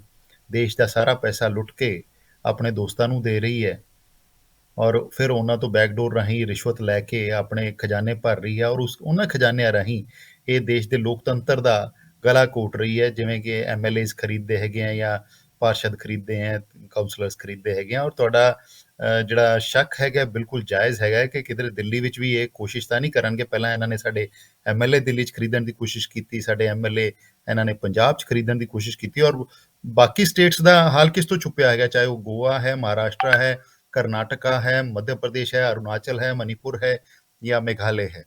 ਸੋ ਆਈ ਐਗਰੀ ਵਿਦ ਯੂ ਕਿ ਇਹ ਇਹਨਾਂ ਦੀ ਕੋਸ਼ਿਸ਼ ਹਮੇਸ਼ਾ ਰਹੇਗੀ, ਕਿਉਂਕਿ ਬੇਈਮਾਨ ਲੋਕ ਨੇ, ਗੁੰਡੇ ਕਿਸਮ ਦੇ ਲੋਕ ਨੇ। ਇਹਨਾਂ ਦੇ ਦਿਲ ਵਿੱਚ ਲੋਕਤੰਤਰ ਦਾ ਜਾਂ ਲੋਕਾਂ ਦੀ ਜਿਹੜੀ ਭਾਵਨਾ ਹੈਗੀ ਆ ਉਹਦੀ ਕੋਈ ਕਦਰ ਨਹੀਂ ਹੈ। ਇਹ ਸਿਰਫ ਪੈਸਾ ਸੁੱਟ ਕੇ ਕਿਸੇ ਤਰੀਕੇ ਨਾਲ ਸੱਤਾ ਤੇ ਕਾਬਜ਼ ਹੋਣਾ ਚਾਹੁੰਦੇ ਨੇ, ਔਰ ਮੈਨੂੰ ਲੱਗਦਾ ਕਿ ਵੀ ਦਿੱਲੀ ਵਿੱਚ ਵੀ ਇਹ ਕੋਸ਼ਿਸ਼ ਕਰਨਗੇ। ਪਰ ਸਾਨੂੰ ਆਪਣੇ ਜਿਹੜੇ ਇਲੈਕਟਡ ਰਿਪਰੈਜ਼ੈਂਟੇਟਿਵਸ ਨੇ ਉਹਨਾਂ 'ਤੇ ਬਹੁਤ ਵਿਸ਼ਵਾਸ ਹੈਗਾ, ਕਿਉਂਕਿ ਸਾਡੇ ਜਿਹੜੇ ਵਲੰਟੀਅਰਸ ਨੇ ਜਾਂ ਸਾਡੇ ਜਿਹੜੇ ਕਾਰਜਕਰਤਾ ਨੇ ਬਹੁਤ ਹੀ ਡੈਡੀਕੇਟਿਡ ਨੇ, ਬਹੁਤ ਹੀ ਕਮਿਟਡ ਨੇ ਔਰ ਇਮਾਨਦਾਰ ਨੇ। ਔਰ ਜਿਸ ਤਰੀਕੇ ਨਾਲ ਸਾਡੇ ਅਰਵਿੰਦ ਕੇਜਰੀਵਾਲ ਜੀ ਕੱਟੜ ਇਮਾਨਦਾਰ ਇਨਸਾਨ ਨੇ, ਉਵੇਂ ਹੀ ਸਾਡੀ ਪਾਰਟੀ ਦੇ ਜਿਹੜੇ ਵਲੰਟੀਅਰਸ ਨੇ ਉਹ ਵੀ ਸਾਰੇ ਕੱਟੜ ਇਮਾਨਦਾਰ ਨੇ। ਬਹੁਤ ਜਦ ਕਰਕੇ ਮਿਹਨਤ ਮਸ਼ੱਕਤ ਕਰਕੇ ਉਹਨਾਂ ਨੇ ਪਾਰਟੀ ਖੜੀ ਕੀਤੀ ਹੈ, ਔਰ ਜੇ ਇਸ ਤਰ੍ਹਾਂ ਦਾ ਕੋਈ ਇਮਤਿਹਾਨ ਆਂਦਾ ਵੀ ਹੈ ਤਾਂ ਉਹ ਸਾਰੇ ਜਿਹੜੇ ਆ ਉਸ ਵਿੱਚ they will come out with flying colours. ਬਿਲਕੁਲ। ਪਰ ਮਲਹੋਤਰਾ ਜੀ, ਮੈਂ ਇਹ ਤਸਦੀਕ ਨਹੀਂ ਕਰ ਰਿਹਾ ਕਿ ਭਾਜਪਾ ਇਹ ਸਭ ਚੀਜ਼ਾਂ ਕਰੇਗੀ। ਮੈਂ ਤੁਹਾਨੂੰ ਇਹ ਕਹਿ ਰਿਹਾ ਕਿ ਹੌਰਸ ਟ੍ਰੇਡਿੰਗ ਦਾ ਤੁਸੀਂ ਅਕਸਰ ਜ਼ਿਕਰ ਕਰਦੇ ਰਹਿੰਦੇ ਹੋ, ਆਪਰੇਸ਼ਨ ਲੋਟਸ, ਹੌਰਸ ਟ੍ਰੇਡਿੰਗ ਤਾਂ ਨਹੀਂ ਉਹ, ਕਿਉਂਕਿ ਮਲਹੋਤਰਾ ਜੀ ਹੁੰਦਾ ਪਤਾ ਕੀ ਹੈ, ਸਿਆਸਤਦਾਨ ਸਾਰੇ ਪਾਸੇ ਨਜ਼ਰ ਆਉਂਦੇ, ਸਿਆਸਤਦਾਨ ਕਦੀ ਨਹੀਂ ਕਹਿੰਦਾ, ਕੋਈ ਵੀ ਸਿਆਸਤਦਾਨ, ਉਹਨਾਂ ਦਾ ਜ਼ਮੀਰ ਜਾਗਦਾ ਹੈ। ਜਦੋਂ ਉਹਨਾਂ ਨੇ ਕਿਸੇ ਦੂਜੀ ਪਾਰਟੀ ਜਾਣਾ ਹੁੰਦਾ ਤਾਂ ਉਹਨਾਂ ਦਾ ਜ਼ਮੀਰ ਜਾਗਦਾ, ਉਹਨਾਂ ਨੂੰ ਪੁਰਾਣੀ ਪਾਰਟੀ 'ਚ ਘੁੱਟਣ ਲੱਗਣ ਸ਼ੁਰੂ ਹੋ ਜਾਂਦੀ ਹੈ। ਅਕਸਰ ਆਪਾਂ ਦੇਖਦੇ ਹਾਂ ਬਿਆਨ ਸਿਰਫ ਇਹੀ ਆਉਂਦਾ ਕਿ ਨਹੀਂ, ਮੈਂ ਤਾਂ ਇਸ ਪਾਰਟੀ ਨਾਲ ਜੁੜਿਆ ਕਿਉਂਕਿ ਇਹਨਾਂ ਦੇ ਸਿਧਾਂਤ ਦੇਖੇ, ਇਹਨਾਂ ਦਾ ਕੰਮ ਦੇਖਿਆ, ਤਾਂ ਮੈਂ ਤਾਂ ਭੁੱਲਿਆ ਭਟਕਿਆ ਹੀ ਰਿਹਾ, ਭਾਵੇਂ ਉਹਨੇ 10 ਸਾਲ ਲਾਏ ਉਸ ਪਾਰਟੀ 'ਚ, ਭਾਵੇਂ 20, ਪਰ ਉਹਨੇ ਜਾਣਾ ਹੁੰਦਾ। ਤਾਂ ਇਸ ਦੇ ਵਿੱਚ ਜੀ, ਜਿਵੇਂ ਜਦੋਂ ਭਾਜਪਾ ਤੋਂ ਬਾਹਰ ਹੁੰਦੇ ਆ ਕਾਂਗਰਸੀ ਅਕਾਲੀ, ਉਦੋਂ ਤਾਂ ਇਹਨਾਂ ਤੇ ਕਿੰਨੇ ਇਲਜ਼ਾਮ ਹੁੰਦੇ ਆ, ਕਿੰਨੇ ਕੇਸ ਚੱਲ ਰਹੇ ਹੁੰਦੇ ਆ। ਜਿਵੇਂ ਕੈਪਟਨ ਸਾਹਿਬ ਹੈ ਜਾਂ ਹੋਰ ਜਿਹੜੇ ਲੋਕ ਹੈਗੇ ਆ, ਸੁੰਦਰ ਸ਼ਾਮ ਅਰੋੜਾ ਵਗੈਰਾ ਵਰਗੇ, ਜਦੋਂ ਉਧਰ ਜਾਂਦੇ ਆ ਤਾਂ ਉਹ ਸਾਰੇ ਕੇਸ ਬੰਦ ਹੋ ਜਾਂਦੇ ਆ, ਉਦੋਂ ਇਹ ਸਾਰੇ ਦੁੱਧ ਧੁੱਲੇ ਹੋ ਜਾਂਦੇ ਆ, ਹੈ ਨਾ। ਨਹੀਂ ਮਲਹੋਤਰਾ ਜੀ, ਇਹ ਸਾਰੀਆਂ ਪਾਰਟੀਆਂ ਦਾ, ਇਸ ਦੇ ਵਿੱਚ ਭਾਜਪਾ, ਇਸ ਦੇ ਵਿੱਚ ਕਾਂਗਰਸ, ਤੇ ਇਸ ਦੇ ਵਿੱਚ ਤੁਸੀਂ ਵੀ ਸ਼ਾਇਦ ਆਉਂਦੇ ਹੋਗੇ ਵੀ, ਕਿਉਂਕਿ ਜਦੋਂ ਕੋਈ ਵਧੀਆ, ਦੇਖੋ ਤੁਸੀਂ ਇੱਕ ਬੰਦਾ ਦੱਸ ਦਿਓ ਜਿਹੜਾ ਟੈਂਟਡ ਸੀਗਾ ਤੇ ਅਸੀਂ ਲਿੱਤਾ ਉਹਨੂੰ, ਤੁਸੀਂ ਇੱਕ ਬੰਦਾ ਦੱਸ ਦਿਓ। ਨਹੀਂ, ਪਰ ਮਲਹੋਤਰਾ ਜੀ ਹਾਲੇ ਵੀ ਫੌਜਾ ਸਿੰਘ ਸਰਾਰੀ ਤੇ ਆਪਾਂ ਫਿਰ ਕਿਸੇ ਦਿਨ ਇਸ ਮੁੱਦੇ ਤੇ ਗੱਲ ਜ਼ਰੂਰ ਕਰਾਂਗੇ। ਤਾਂ ਫੌਜਾ ਸਿੰਘ ਸਰਾਰੀ, ਉਹ ਮੈਂ ਸਿਰਫ ਆਪਾਂ ਸ਼ਾਇਦ ਕੱਲ ਦੀ ਉਡੀਕ ਕਰ ਰਹੇ ਹਾਂ, ਤੇ ਮੇਰਾ ਸਵਾਲ ਸਭ ਤੋਂ ਪਹਿਲਾਂ ਤੁਹਾਡੇ ਤੋਂ ਇਹੀ ਹੋਣਾ ਹੈ ਕਿ ਹੁਣ ਤੱਕ ਗੁਜਰਾਤ ਦੇ ਚੋਣਾਂ ਦੇ ਨਤੀਜੇ ਵੀ ਆ ਗਏ, ਹਿਮਾਚਲ ਦੇ ਚੋਣਾਂ ਦੇ ਨਤੀਜੇ ਵੀ ਆ ਗਏ, ਹੁਣ ਉਡੀਕ ਕਿਸ ਚੀਜ਼ ਦੀ ਕਿੰਨੀ ਕੁ ਦੇਰ ਹੋਰ ਫੌਜਾ ਸਿੰਘ ਸਰਾਰੀ ਨੂੰ ਆਮ ਆਦਮੀ ਪਾਰਟੀ ਬਚਾਏਗੀ? ਉਹ ਬਿਲਕੁਲ ਬਣਦਾ ਵੀ ਹੈ। It is not only you. It is not only you. We in the party are equally concerned ਕਿ ਜੋ ਸੱਚਾਈ ਹੈ ਉਹ ਸਾਹਮਣੇ ਆਏ। ਜੇ ਉਹਨਾਂ ਨੇ ਕੁਝ ਗਲਤ ਕੀਤਾ ਉਹਨਾਂ ਤੇ ਕਾਰਵਾਈ ਹੋਣੀ ਚਾਹੀਦੀ ਹੈ, ਜੇ ਉਹਨਾਂ ਨੇ ਨਹੀਂ ਕੀਤਾ ਤਾਂ ਇਹ ਵੀ ਸਾਰਿਆਂ ਦੇ ਸਾਹਮਣੇ ਸਪਸ਼ਟ ਹੋ ਕੇ ਆਉਣਾ ਚਾਹੀਦਾ ਹੈਗਾ। ਹੁਣ ਤੱਕ ਫੋਰੈਂਸਿਕ ਜਾਂਚ ਦੇ ਲਈ ਉਹ ਟੇਪ ਗਈ ਹੋਈ ਸੀ ਤੇ ਉਮੀਦ ਕਰਦੇ ਹਾਂ ਉਹ ਛੇਤੀ ਆ ਜਾਏਗੀ। And we are equally concerned ਕਿ ਬਈ ਇਹਦਾ ਨਿਪਟਾਰਾ ਜਿਹੜਾ ਛੇਤੀ ਤੋਂ ਛੇਤੀ ਹੋਵੇ, ਜਾਂ ਇੱਧਰ ਹੋਵੇ ਜਾਂ ਉੱਧਰ ਹੋਵੇ, ਔਰ ਸੱਚ ਜਿਹੜਾ ਲੋਕਾਂ ਦੇ ਸਾਹਮਣੇ ਆਵੇ। ਬਿਲਕੁਲ ਆਣਾ ਵੀ ਚਾਹੀਦਾ ਮਲਹੋਤਰਾ ਜੀ, ਕਿਉਂਕਿ ਲੋਕਾਂ ਨੂੰ ਉਮੀਦਾਂ ਹੈ ਜੇ ਅਗਰ ਉਸ ਤਰੀਕੇ ਨਾਲ ਤੁਸੀਂ ਵੀ ਜੇ ਉਸੇ ਤਰੀਕੇ ਨਾਲ ਵਿਚਰੇ ਲੋਕਾਂ 'ਚ ਤਾਂ ਲੋਕਾਂ ਨੂੰ ਬਦਲਾਵ ਨਹੀਂ ਦਿਖਣਾ। ਲੋਕਾਂ ਨੂੰ ਸਿਰਫ ਇਹ ਜ਼ਰੂਰ ਦਿਖਣਾ ਹੈ ਕਿ ਸਿਰਫ ਪੱਗਾਂ ਦੇ ਰੰਗ ਬਦਲੇ ਨੇ, ਸਿਆਸਤ ਉਸੇ ਤਰੀਕੇ ਨਾਲ ਹੀ ਚੱਲਦੀ ਆ ਰਹੀ ਹੈ। ਕਿਉਂਕਿ ਹਰੇਕ ਆਮ ਪੰਜਾਬੀ, ਮੈਂ ਉਹ ਕਿਸੇ ਪਾਰਟੀ ਨਾਲ ਨਹੀਂ ਸੰਬੰਧਿਤ, ਚਾਹੇ ਉਹ ਅਕਾਲੀ ਹੋਵੇ, ਕਾਂਗਰਸੀ ਹੋਵੇ, ਭਾਜਪਾ ਦਾ ਹੋਵੇ, ਤੁਹਾਡਾ ਵਰਕਰ ਵੀ ਹੋਵੇ, ਉਹਦੀ ਜ਼ੁਬਾਨ ਤੇ ਵੀ ਇਹ ਸਵਾਲ ਜ਼ਰੂਰ ਹੈ ਕਿ ਇੱਕ ਪਾਸੇ ਸਿੰਗਲਾ ਜੀ ਜਿਨ੍ਹਾਂ ਦੀ ਆਡੀਓ ਸਾਨੂੰ ਨਹੀਂ ਪਤਾ, ਉਹਨਾਂ ਨੂੰ ਟੰਗ ਦਿੱਤਾ ਗਿਆ, ਬਣਦਾ ਤੇ ਲੋਕਾਂ ਨੇ ਉਸ ਤੇ ਹੁੰਗਾਰਾ ਵੀ ਭਰਿਆ, ਸ਼ਾਬਾਸ਼ੀ ਵੀ ਦਿੱਤੀ ਕਿ ਵਾਕਈ ਸਰਕਾਰ ਹੋਵੇ ਤਾਂ ਇਸ ਤਰੀਕੇ ਦੀ ਹੋਵੇ ਜਿਹੜੀ ਇਮਾਨਦਾਰੀ ਤੇ ਪਹਿਰਾ ਦਿੰਦੀ ਹੈ। ਦੂਜੇ ਪਾਸੇ ਸਰਾਰੀ ਜੀ ਦੀ ਵੀਡੀਓ ਸਾਰਿਆਂ ਨੇ ਸੁਣ ਲਈ, ਵਿਰੋਧੀਆਂ ਨੇ ਵੀ ਸੁਣ ਲਈ, ਪਾਰਟੀ ਵਰਕਰਾਂ ਨੇ ਵੀ ਸੁਣ ਲਈ, ਸਾਰੇ ਪੰਜਾਬ ਨੇ ਸੁਣ ਲਈ, ਤੇ ਉਹ ਸਰਾਰੀ ਸਾਹਿਬ ਉਵੇਂ ਦੇ ਉਵੇਂ ਹੀ ਨੇ। ਤਾਂ ਉੱਥੇ ਵਾਕਈ ਲੋਕ ਵੀ ਤੇ ਮੀਡੀਆ ਵੀ, ਸ਼ਾਇਦ ਮੈਂ ਸਭ ਤੋਂ ਪਹਿਲਾਂ, ਮੈਂ ਵੀ, ਆਪਾਂ ਜਦੋਂ ਵੀ ਰੂਬਰੂ ਹੋਵਾਂਗੇ ਕੱਲ, ਉਮੀਦ ਕਰਦੇ ਹਾਂ ਕਿ ਨਤੀਜੇ, ਕਿਉਂਕਿ ਤੁਸੀਂ ਹੁਣ ਸਾਹਮਣੇ ਬੈਠੇ ਹੋ, ਵਾਕਈ ਤੁਹਾਨੂੰ ਮੈਂ ਜ਼ਰੂਰ ਬੈਸਟ ਵਿਸ਼ੇਸ ਦਾਂਗਾ ਕਿ ਕੱਲ ਦੇ ਨਤੀਜੇ ਆਮ ਆਦਮੀ ਪਾਰਟੀ ਦੇ ਹੱਕ 'ਚ ਆਉਣ। ਪਰ ਮੇਰਾ ਸਵਾਲ ਫਿਰ ਜ਼ਰੂਰ ਹੋਣਾ ਕਿ ਹੁਣ ਫੌਜਾ ਸਿੰਘ ਸਰਾਰੀ ਕਦੋਂ ਤੋਂ? ਤਾਂ ਇਹ ਬਿਲਕੁਲ ਹੁੰਦਾ ਹੀ ਹੁੰਦਾ ਜੀ। ਬਿਲਕੁਲ ਬਿਲਕੁਲ, ਦੇਖੋ ਇਹ ਸਵਾਲ ਸਿਰਫ ਤੁਹਾਡਾ ਹੀ ਨਹੀਂ, ਸਾਡਾ ਵੀ ਹੈਗਾ। ਔਰ ਐਜ਼ ਆਈ ਸੈਡ ਕਿ ਵੀ ਆਰ ਇਕੁਅਲੀ ਕੰਸਰਨਡ, ਔਰ ਸਾਡੀ ਵੀ ਯਾਨੀ ਕਿ ਇਹੀ ਇੱਛਾ ਹੈਗੀ ਹੈ ਵੀ ਇਸ ਤੇ ਜਿਹੜੀ ਧੁੰਦ ਹੈ ਉਹ ਛੇਤੀ ਸਾਫ਼ ਹੋਣੀ ਚਾਹੀਦੀ ਹੈ। ਔਰ ਜੇ ਉਹਨਾਂ ਨੇ ਕੁਝ ਕੀਤਾ ਤਾਂ ਉਹਨਾਂ 'ਤੇ ਕਾਰਵਾਈ ਜ਼ਰੂਰ ਹੋਣੀ ਚਾਹੀਦੀ ਹੈ, ਔਰ ਜੇ ਨਹੀਂ ਕੀਤਾ ਤਾਂ ਉਹ ਵੀ ਸਭ ਦੇ ਸਾਹਮਣੇ ਆਉਣਾ ਚਾਹੀਦਾ। And we are also looking forward to it. We are with you, we are with people of Punjab, ਔਰ ਪੰਜਾਬ ਨੂੰ ਇੱਕ ਸਾਫ਼ ਸੁਥਰੀ ਸਰਕਾਰ ਦੇਣਾ, ਸਾਫ਼ ਸੁਥਰਾ ਪ੍ਰਸ਼ਾਸਨ ਦੇਣਾ, ਔਰ ਪੰਜਾਬ ਨੂੰ ਮੁੜ ਤੋਂ ਰੰਗਲਾ ਪੰਜਾਬ ਬਣਾਉਣਾ ਹੀ ਸਾਡੇ ਜੀਵਨ ਦਾ ਉਦੇਸ਼ ਹੈਗਾ। ਬਿਲਕੁਲ ਮਲਹੋਤਰਾ ਜੀ, ਬਹੁਤ ਬਹੁਤ ਧੰਨਵਾਦ ਤੇ ਬਹੁਤ ਬਹੁਤ ਮੁਬਾਰਕ ਅੱਜ ਦੇ MCD ਚੋਣਾਂ ਦੇ ਵਿੱਚ ਜਿੱਤ ਲੈਣ ਲਈ। ਬਹੁਤ ਬਹੁਤ ਧੰਨਵਾਦ। Thank you. ਵਾਹਿਗੁਰੂ ਕਰੇ ਕਿ ਇਮਾਨਦਾਰ ਪਾਰਟੀਆਂ, ਚਾਹੇ ਉਹ ਆਮ ਆਦਮੀ ਪਾਰਟੀ ਹੈ ਚਾਹੇ ਕੋਈ ਪਾਰਟੀ ਹੈ, ਪਰ ਇਮਾਨਦਾਰ ਪਾਰਟੀ ਜਿਹੜੀ ਹੈ ਉਹ ਇਸ ਦੇਸ਼ ਵਿੱਚ ਜਿੱਤਣੀ ਚਾਹੀਦੀ ਆ, ਉਸਦਾ ਰਾਜ ਹੋਣਾ ਚਾਹੀਦਾ ਤਾਂ ਕਿ ਨਾਨਕ ਗੌਤਮ ਦੇ ਇਸ ਦੇਸ਼ ਵਿੱਚ ਜਿਹੜਾ ਸੱਚ ਦਾ ਰਾਜ ਹੋਵੇ, ਇਮਾਨਦਾਰੀ ਦਾ ਰਾਜ ਹੋਵੇ। ਮਹਾਤਮਾ ਗਾਂਧੀ ਦੇ ਦੇਸ਼ ਵਿੱਚ ਜੇ ਚੋਰਾਂ ਦਾ ਰਾਜ ਹੋਵੇ ਤਾਂ ਮੇਰੇ ਖਿਆਲ ਨਾਲ ਅਸੀਂ ਆਪਣੇ ਜੀਵਨ ਦੇ ਨਾਲ ਇਨਸਾਫ ਨਹੀਂ ਕਰ ਰਹੇ ਹੋਵਾਂਗੇ ਜੀ। ਬਿਲਕੁਲ, ਧੰਨਵਾਦ। ਸੋ ਇਹ ਸੀ RPS ਮਲਹੋਤਰਾ, ਆਮ ਆਦਮੀ ਪਾਰਟੀ ਦੇ ਆਗੂ। ਤੇ ਬਿਲਕੁਲ ਅੱਜ ਆਮ ਆਦਮੀ ਪਾਰਟੀ ਵਾਸਤੇ ਘੱਟ ਤੋਂ ਘੱਟ ਅੱਜ ਦਾ ਦਿਨ ਤਾਂ ਬਣੀਏ ਕਿ ਖੁਸ਼ੀਆਂ ਦਾ ਦਿਨ ਹੈ, ਕਿਉਂਕਿ ਜਿੱਤ ਹਾਸਲ ਕੀਤੀ ਹੈ MCD ਚੋਣਾਂ ਦੇ ਵਿੱਚ ਦਿੱਲੀ ਦੇ ਵਿੱਚ। ਪਰ ਕੱਲ ਚੋਣਾਂ ਦੇ ਨਤੀਜੇ ਨੇ ਹਿਮਾਚਲ ਤੇ ਗੁਜਰਾਤ ਦੇ ਦੇਖਣਾ ਹੋਏਗਾ ਕਿ ਸ਼ਾਮ ਤੱਕ, ਕਿਉਂਕਿ ਲਗਭਗ ਦੁਪਹਿਰ ਤੱਕ ਹੀ, ਕਿ ਵਾਕਈ ਇਹ ਖੁਸ਼ੀ ਬਰਕਰਾਰ ਰਹਿੰਦੀ ਹੈ ਕਿ ਕੱਲ ਦੇ ਚੋਣ ਦਿਨ, ਕੱਲ ਦੇ ਜਿਹੜੇ ਨਤੀਜੇ ਆਣਗੇ ਚੋਣਾਂ ਦੇ, ਉਹ ਕੀ ਕੁਝ ਕਹਿਣਗੇ, ਉਸ ਤੇ ਹੀ ਕੱਲ ਦਾ ਨਜ਼ਰੀਆ ਵੀ ਰਹੇਗਾ। ਮੈਨੂੰ ਦਿਓ ਇਜਾਜ਼ਤ, ਕੱਲ ਫਿਰ ਮਿਲਾਂਗੇ ਇਸੇ ਟਾਈਮ। ਸਤਿ ਸ਼੍ਰੀ ਅਕਾਲ।